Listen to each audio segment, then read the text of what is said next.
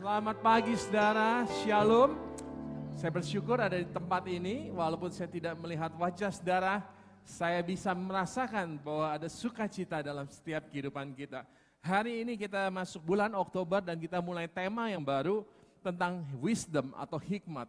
Pada bulan lalu kita banyak belajar tentang mujizat, tapi pada hari ini dan bulan ini kita akan belajar tentang wisdom atau hikmat.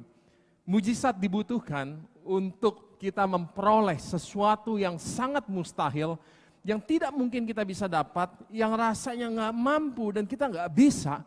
Dan kita membutuhkan mujizat untuk mengubah sesuatu yang tidak mungkin menjadi sesuatu yang mungkin. Tapi wisdom atau hikmat dibutuhkan untuk menjadi sebuah jawaban ketika sebuah keadaan rasanya begitu rumit, begitu sulit, begitu acak-acak, begitu tidak pasti, begitu tidak menentu. Pandemi ini membuat sebuah keadaan tidak pasti. Disinilah dibutuhkan yang namanya wisdom atau hikmat. Nah, orang yang tidak memiliki wisdom adalah seringkali kita menyebut dengan bilang, wah ini orang gak berhikmat. Dan kalau kita tidak menggunakan hikmat daripada Tuhan, kalau hidup kita tidak dipimpin oleh hikmat, maka ada banyak hal yang akan terjadi dalam hidup kita yang merugikan kita. Saya mengevaluasi keadaan hidup saya, ada cukup banyak menurut saya dalam sepanjang hidup saya, beberapa keputusan diambil tanpa menggunakan hikmat.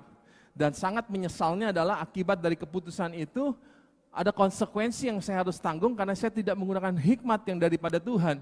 Artinya ada sesuatu yang membuat keadaan atau hidup saya, ada sesuatu yang harus saya tanggung konsekuensinya bertahun-tahun, karena pada waktu saya mengambil keputusan saya tidak menggunakan hikmat atau wisdom. So hikmat atau wisdom sangat dibutuhkan dalam kehidupan kita. Nah, hikmat kita berasal daripada Tuhan. Nah, hari ini saya akan bicara tentang hikmat daripada Tuhan. Nah, minggu lalu saya bicara tentang mujizat dan saya beri judul khotbah saya tentang posisi. Kalau saudara belum mendengar, ada di YouTube Gereja Barangan Selatan, menjelaskan sebuah paradigma tentang apa itu posisi kita dan apa itu posisi Tuhan. Nah, saudara, dengan kita mengerti posisi kita apa, posisi Tuhan apa, kita jadi saling menghargai dan saling menghormati, saling mendukung. Saya ibaratkan seperti sebuah tim sepak bola, masing-masing pemain memiliki posisi.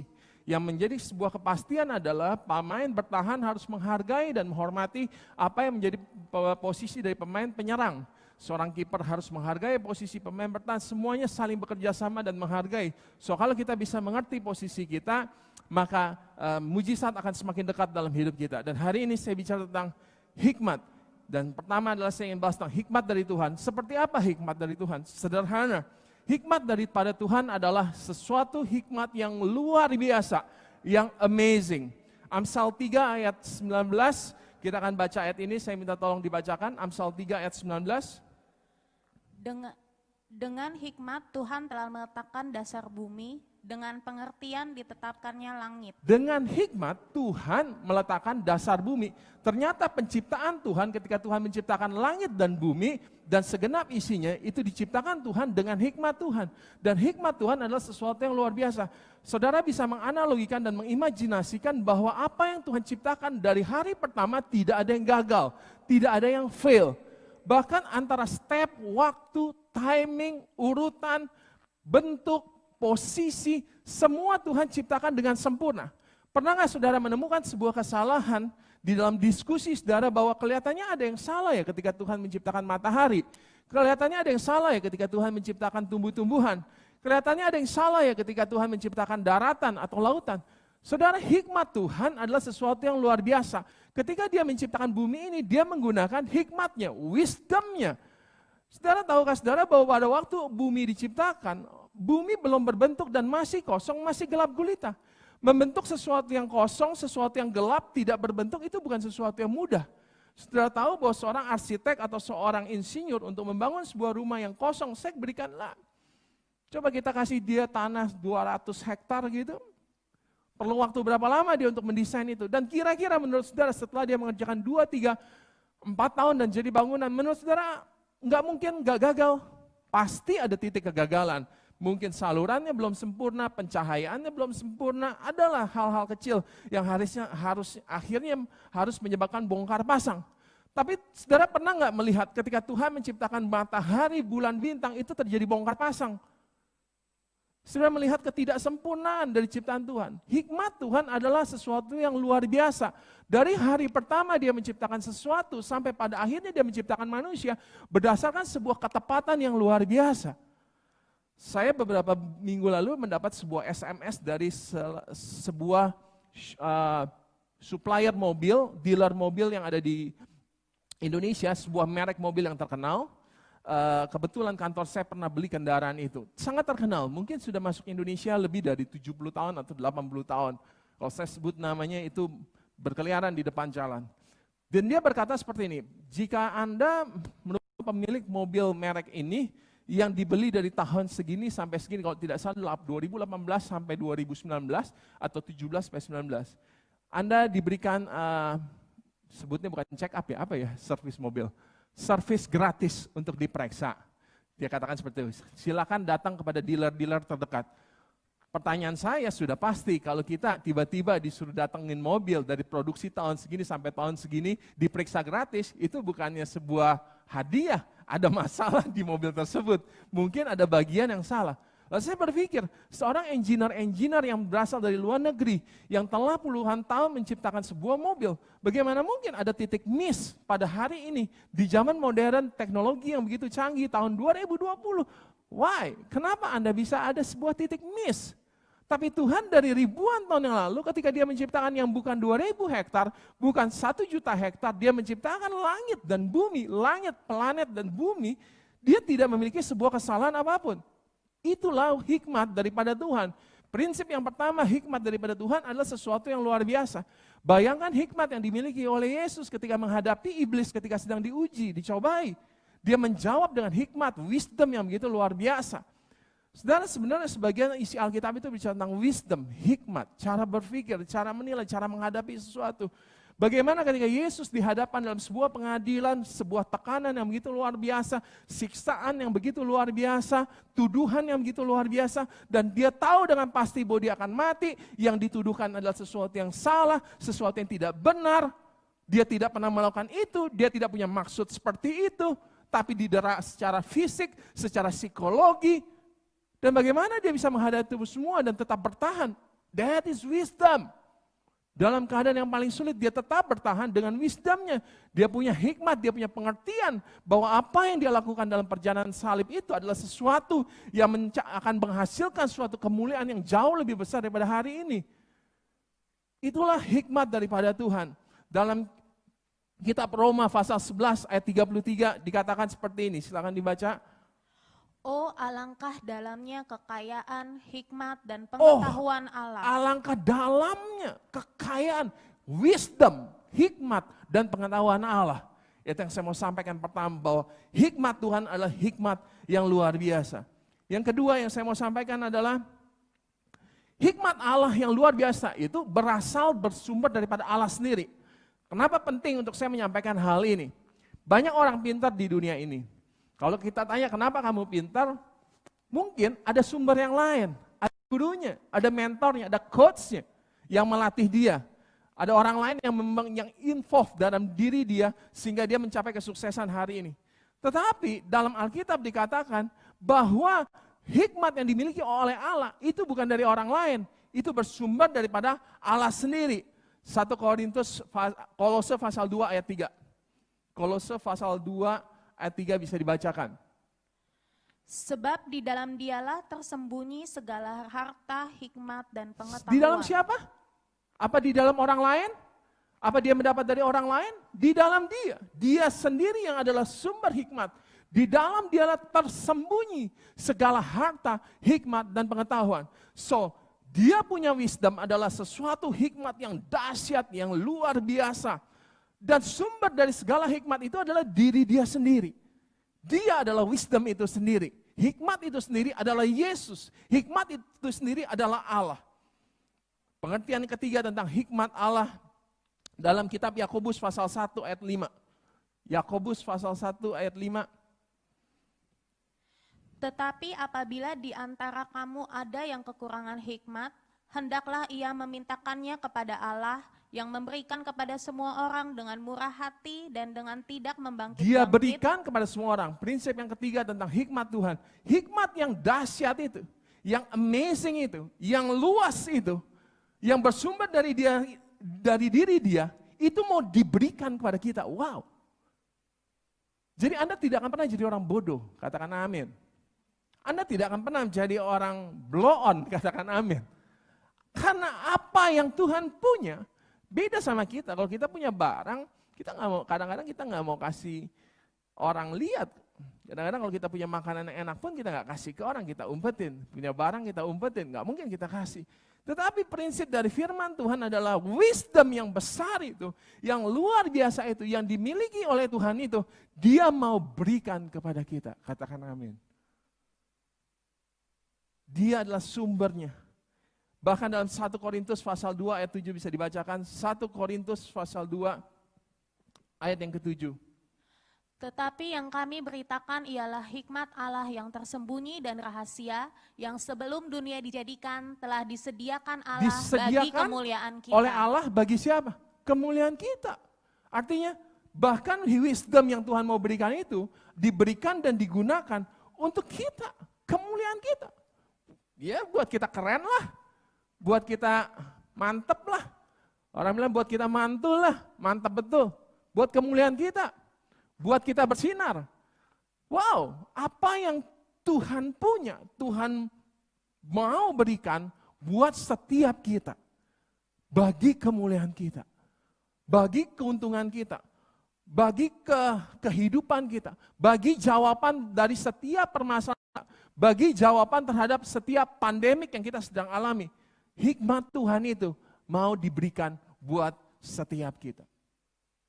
Satu hal yang menjadi pertanyaan adalah ketika itu semua mau diberikan kepada kita dan kita berhak untuk menerimanya.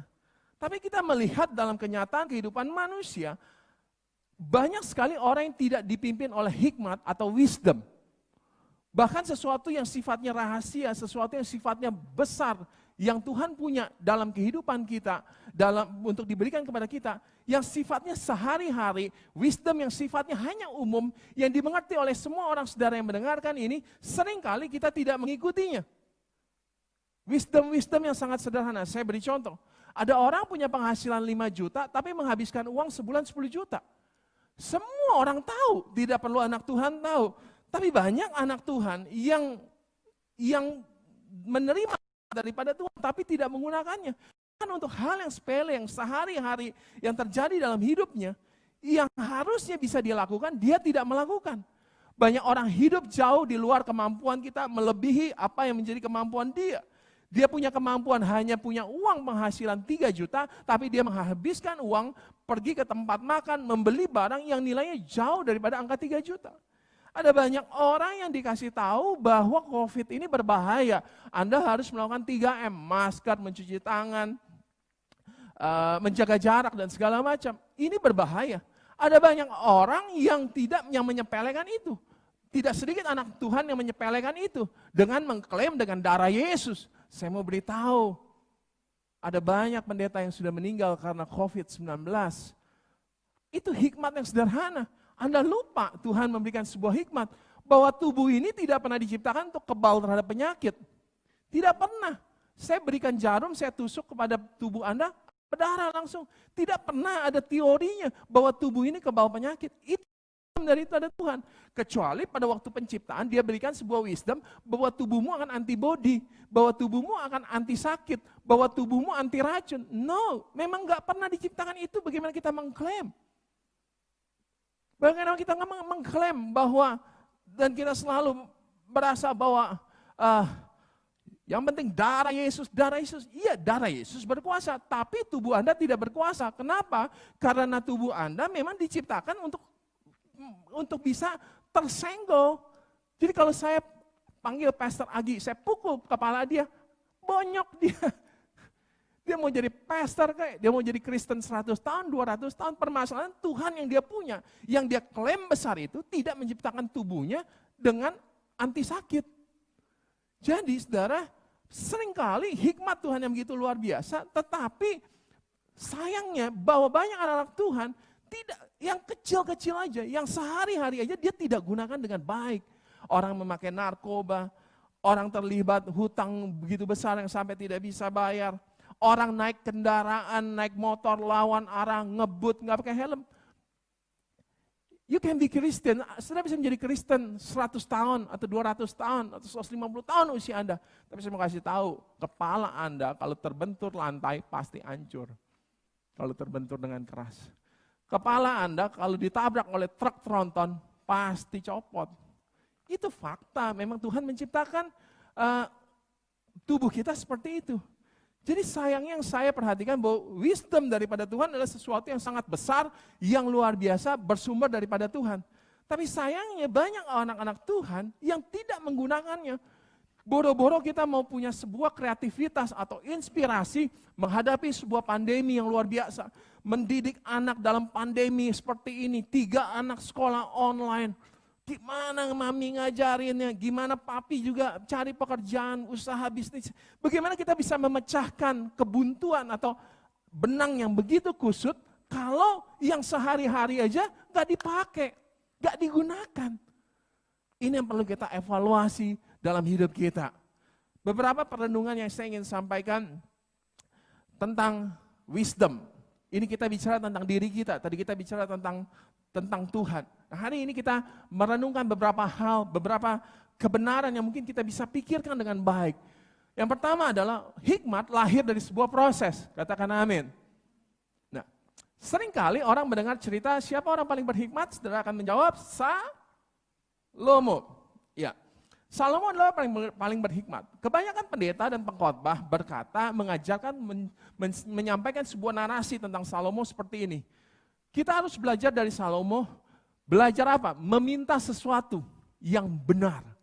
Jangan kayak anak-anak, kita ibaratkan gitu, anak-anak mintanya mau ini, mau kaya, mau punya ini. Rumah, belajar seorang raja yang luar biasa, dia meminta sesuatu yang besar. Hikmat memang datang daripada Tuhan. Dan seringkali ketika belajar tentang hikmat, salah satu panduan atau patokan, atau sebuah trend center yang ada adalah Salomo. Belajar meminta sesuatu. Tetapi permasalahannya saudara, mungkin banyak saudara lupa. Proses bahwa Salomo mendapatkan hikmat itu bukan hanya sekedar meminta. Tuhan tanya kamu mau apa? Saya minta hikmat, terus diberi. Itu tidak seperti itu ceritanya. Itu hanya salah satu bagian dari sebuah cerita tentang Salomo. Tapi yang terjadi sebenarnya adalah, mari buka dalam kitab 1 Raja pasal 3 ayat yang ketiga. 1 Raja pasal 3 ayat yang ketiga. Dan Salomo menunjukkan kasihnya kepada Tuhan dengan hidup menurut ketetapan-ketetapan Daud ayahnya. Stop. Salomo menunjukkan kasihnya kepada Tuhan dengan hidup menurut ketetapan-ketetapan Daud. Jadi ini adalah beberapa ayat sebelum Salomo menerima hikmat, ketika Tuhan tanya kamu mau apa, dan dia minta hikmat dan Tuhan berikan. Tapi beberapa ayat sebelumnya, bahkan dari judul perikop ini, judul perikopnya juga sudah berkata bahwa doa Salomo meminta hikmat. Jadi dari judul perikopnya udah ada satu step yang namanya doa meminta. Lalu di dalam ayat ini dikatakan dia mengikuti, menunjukkan kasihnya. He loves God. Dia mengasihi Tuhan. Dan dia hidup menurut ketetapan Daud ayahnya. Hikmat lahir dari sebuah proses. Hanya ia masih mempersembahkan korban sembahan dan ukupan di bukit-bukit pengorban, dia juga menyembah, membawa korban yang terbaik buat Tuhan. Dia berdoa kepada Tuhan, dia mengikuti perintah-perintahnya Tuhan, seperti Daud mengikuti perintah Tuhan, dia ikuti juga semua yang Daud lakukan, dan dia membawa korban. Ayat keempat. Pada suatu hari, raja pergi ke Gibeon untuk mempersembahkan korban, sebab disitulah bukit pengorbanan yang paling besar. 1000 korban bakaran dipersembahkan Salomo di atas mezbah itu. Dia berdoa, dia taat, bahkan satu hari dia pergi ke tempat khusus untuk membawa korban. Dia khusus menyerahkan hidupnya, dia khusus untuk membawa korban yang terbaik. Itu adalah tempat untuk membawa korban yang paling besar saat itu. Dan korban yang dibawa juga banyak sekali. Ayat 7 dan 8 bisa dibacakan.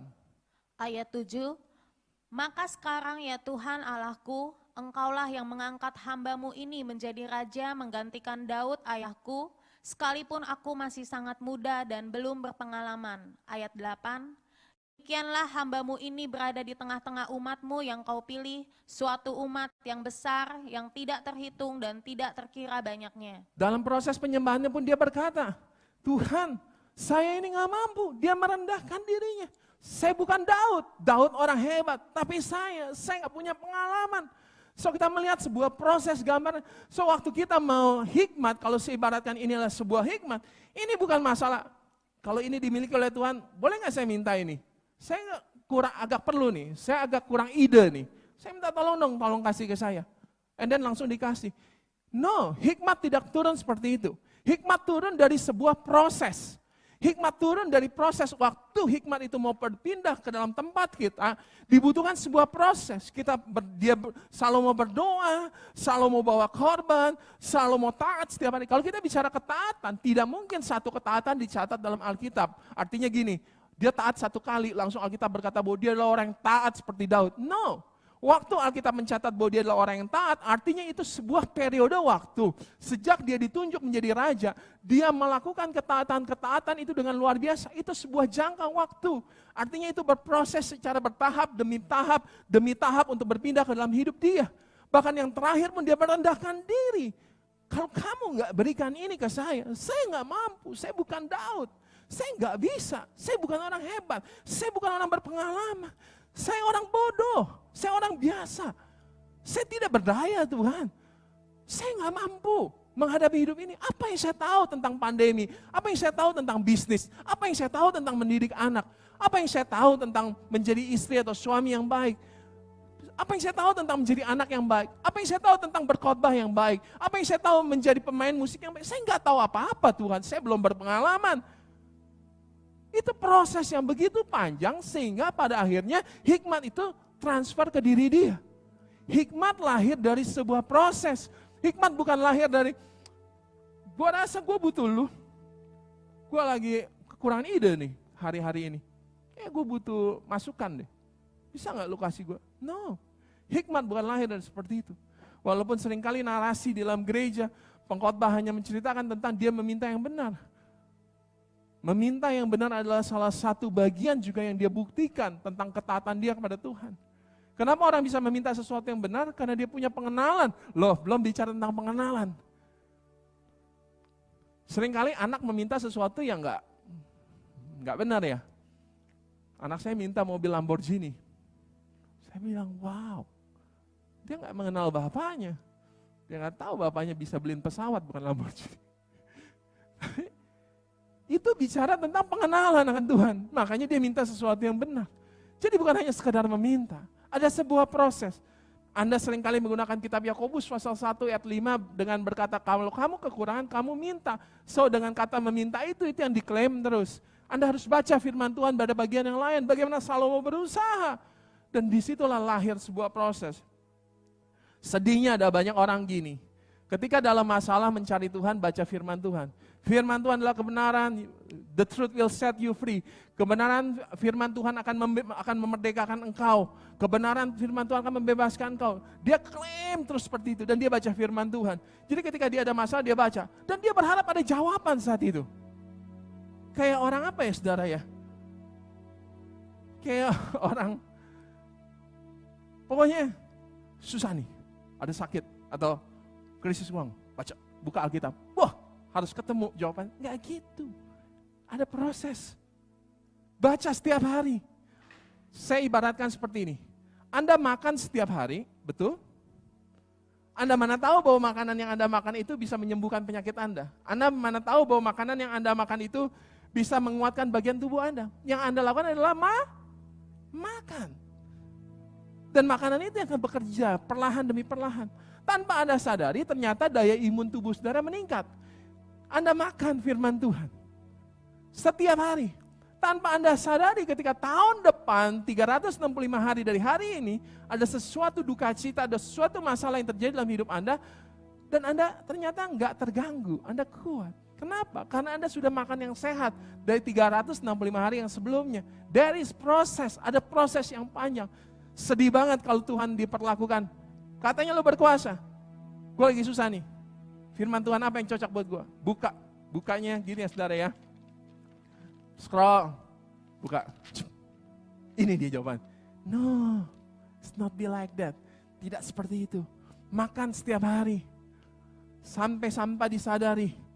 Ketika makanan, orang yang makan rutin dari pagi, siang, malam, pernah ngerasa lemes gak? Enggak. Tapi apa waktu dia makan dia berasa kuat? Enggak juga. Tapi makanan itu bekerja tanpa dia sadari, makanan itu menyehatkan dia, menguatkan badan dia. Itulah kebenaran. Lewat lahir, lewat sebuah proses. Butuh pertolongan mujizat, doa. Bapak dalam surga, tolong gini-gini. Amin. Wah beres, masalahnya wah dahsyat man. No, ada proses, ada perenungan. Hikmat lahir dari sebuah proses. Yang kedua yang saya mau sampaikan, Amsal pasal 1 ayat yang ke-7. Amsal pasal yang pertama ayat yang ke-7. Saya akan selesaikan bentar lagi, sekitar 5 menit lagi. Takut akan Tuhan adalah permulaan pengetahuan, tetapi orang bodoh menghina hikmat dan didikan. Ya, orang bodoh menghina hikmat dan didikan. Takut akan Tuhan adalah permulaan hikmat. Dari mana hikmat datang? Dari Tuhan. Amin. Siapa yang punya hikmat?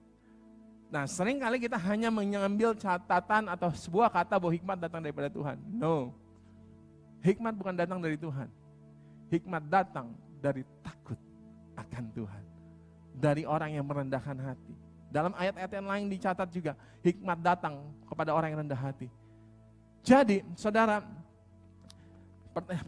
hal yang kedua yang perlu kita renungkan. Banyak orang menghina hikmat. Orang bebal itu menghina hikmat. Hal yang hikmat, yang benar, yang Tuhan sampaikan, itu dihina atau dianggap remeh. Itu sebabnya untuk saudara perlu renungkan, apakah saudara mengakui hikmat itu sendiri dari Tuhan? Apakah saudara mengakui hikmatnya Tuhan adalah sesuatu yang besar? Apakah saudara mengasihi dia? Apakah saudara mencintai dia? Apakah saudara menganggap bahwa dia adalah jalan keluar dalam hidup saudara? Sesuatu yang Anda tidak kasih, sesuatu yang Anda tidak akui, bagaimana dia bisa bekerja dalam hidup kita? Ingat baik-baik, perhatikan baik-baik. Kalau kita menolak dia, kita seperti orang bebal, nggak keren nasihatnya, nggak cool, nggak oke. Saudara harus tahu bahwa ketika kita menolak itu, maka dia nggak bisa ke kita. Emang ada ya orang yang menolak hikmat? Banyak.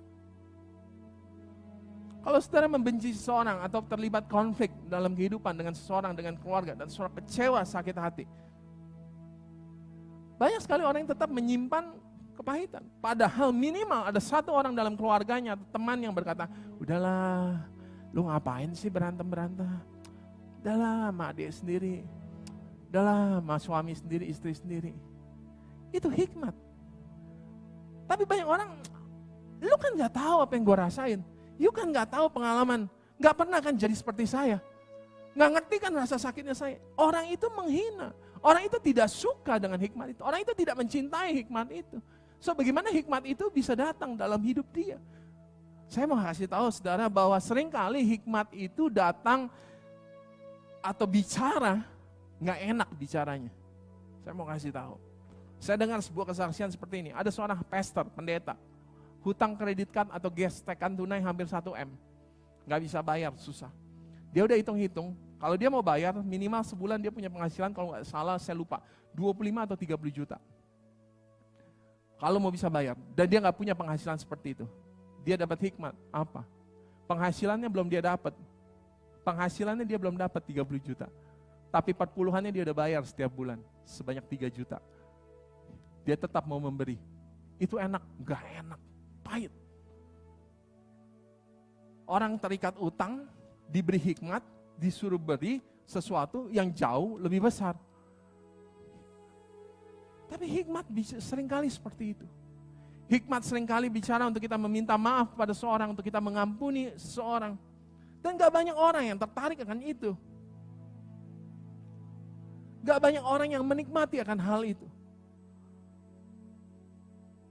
Seringkali kita menolak, seringkali kita tidak mengakui. Seringkali kita punya pandangan sendiri, seringkali kita punya asumsi sendiri, seringkali kita punya persepsi sendiri. Persepsi kita itu yang kita pikirkan yang paling terbaik.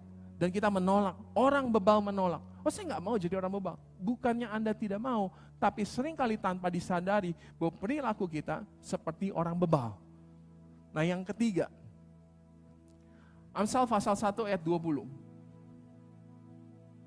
Hikmat berseru nyaring di jalan-jalan, di lapangan-lapangan ia memperdengarkan suaranya. Oke, hikmat berseru nyaring di jalan-jalan. Di lapangan-lapangan memperdengarkan suaranya. Pernah gak ke mall lu gini? Di mall. Nyaring suara di jalan.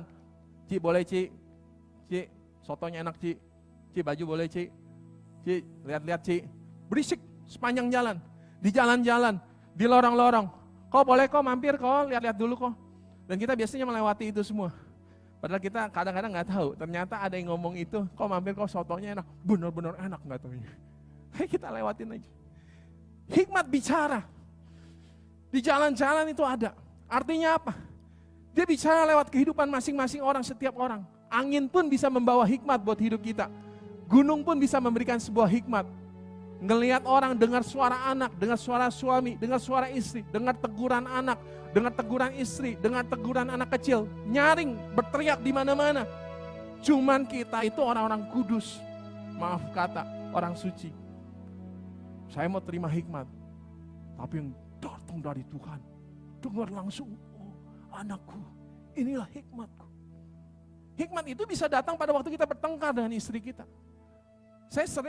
Saya bukan sering, tapi berkali-kali ketika konflik, disitulah wisdom datang. Wow, I cannot do that. Saya nggak boleh lakukan hal ini kepada istri saya. Hikmat itu kadang-kadang datang dalam 1-2 kali saya marah dan ternyata saya mulai emosi kepada anak saya. Saya lagi ngajarin anak saya sepeda.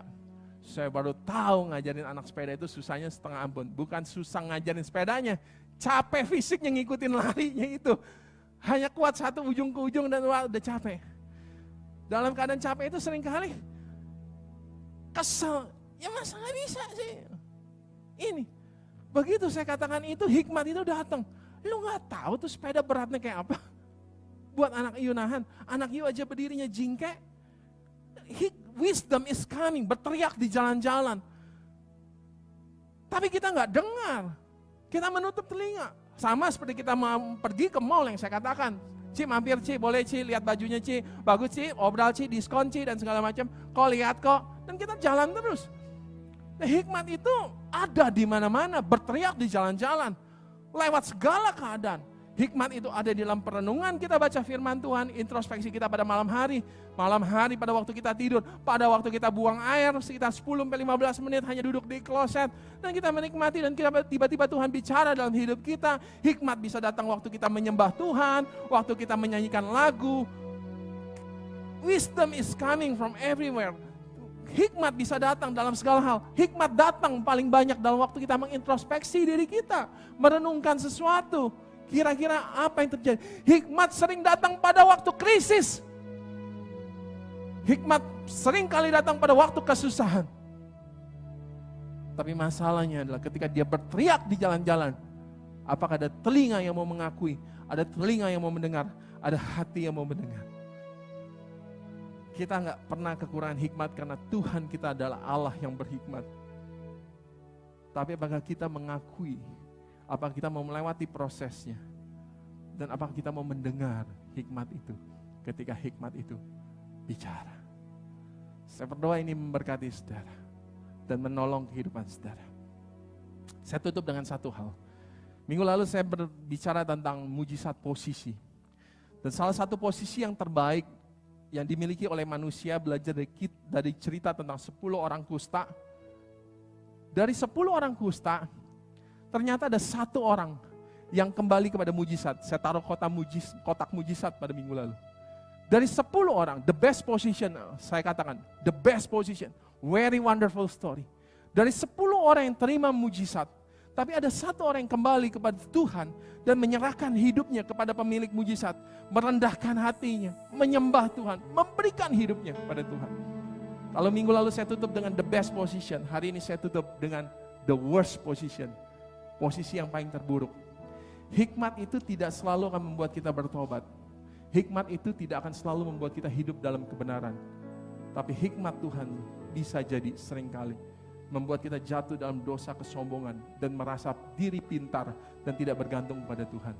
Pada akhirnya orang yang paling berhikmat di dunia ini yang bernama adalah Raja Salomo, pada akhirnya dia jatuh dalam dosa. dia mengambil posisi yang salah. Itu sebabnya saya katakan the worst position. Very bad position. Hikmat yang dia terima itu dengan luar biasa di awal. Tapi menyebabkan dia lupa akan dirinya. Dan membuat dia merasa bahwa dirinya pintar. Dipimpin oleh hikmat. Dan dia lupa menyerahkan hidupnya kepada Tuhan. Dia meninggalkan Tuhan. Dia bergantung kepada kemampuannya sendiri. Dia jatuh dalam perjinahan. Dia memiliki istri yang begitu banyak, selir yang begitu banyak. Sampai pada akhirnya, dalam kitab Pengkhotbah, dia berkata bahwa segala sesuatu, semuanya adalah sia-sia. Karena yang paling terpenting adalah ketika kita terima sesuatu, kembalikan itu kepada kemuliaan nama Tuhan.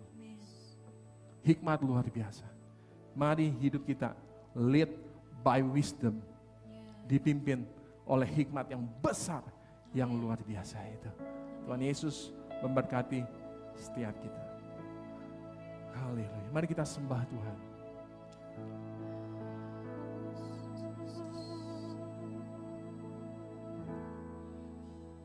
Mengalir kuasa dari tempat maha tinggi, Bapa kekal mulia, Kau hadir di sini, memulihkan hati, menyembuhkan yang terluka.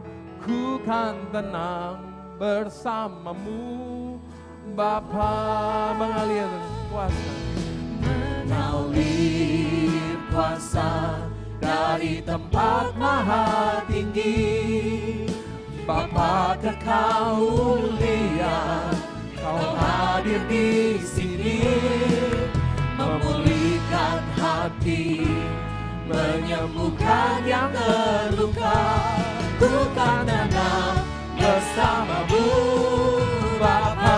mengalir kuasa, mengalir kuasa dari tempat maha tinggi, Bapa kekal mulia, Kau hadir di sini, memulihkan hati, menyembuhkan yang terluka.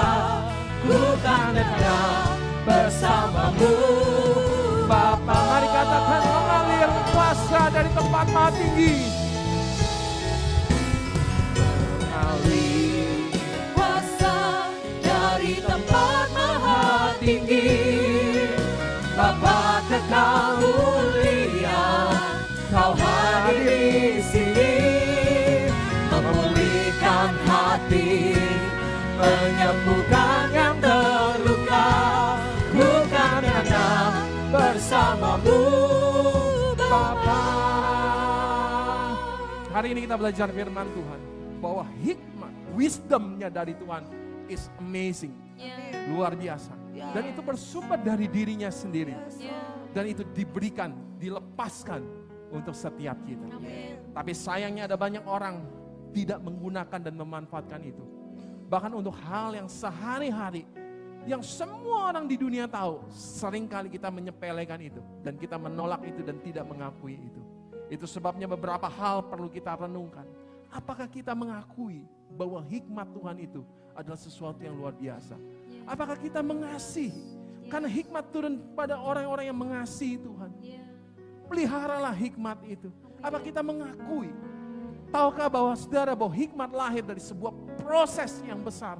Proses yang luar biasa. Salomo bukan hanya sekadar, I think saya perlu hikmat Tuhan. Karena ini kelihatannya negara gede juga ya buat dipimpin dan saya butuh hikmat. No, Salomo melewati begitu banyak proses. Sampai akhirnya Tuhan berikan hikmat seperti itu. Hikmat yang luar biasa. Hikmat berteriak di jalan-jalan. Ada di mana-mana. Oh Tuhan gak pelit. Tuhan obral semuanya, Tuhan kasih. Tapi ada caranya dok. Ada sesuatu yang perlu kita ikutin. Ada sikap yang perlu kita landasi. Agar sesuatu itu bisa kita terima dengan baik. Dia berteriak di jalan-jalan. Dia berseru di jalan-jalan.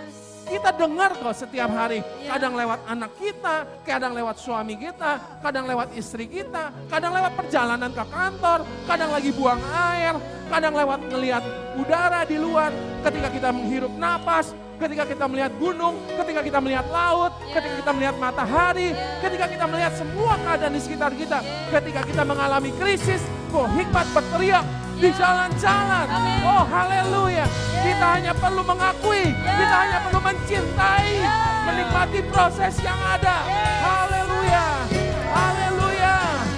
Mengambil kuasa dari tempat maha tinggi, Bapa kekal mulia, Kau hadir di sini, memulihkan hati, menyembuhkan yang